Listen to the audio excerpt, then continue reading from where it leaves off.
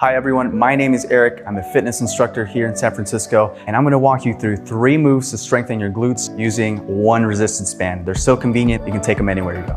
Your first move is a wide squat to a narrow squat. Grab your resistance band, put it on like a pair of pants around the widest part of your calf.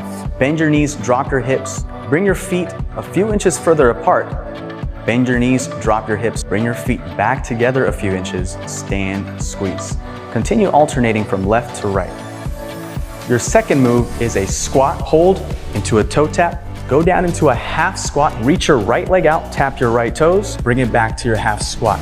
Continue alternating legs while staying low in your half squat.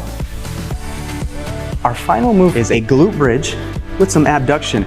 Slide the band above your knees, lie down, feet flat on the floor, drive your heels, lift your hips, squeeze. Press your knees away from each other, bring them back to center, slowly bring them down. Perfect.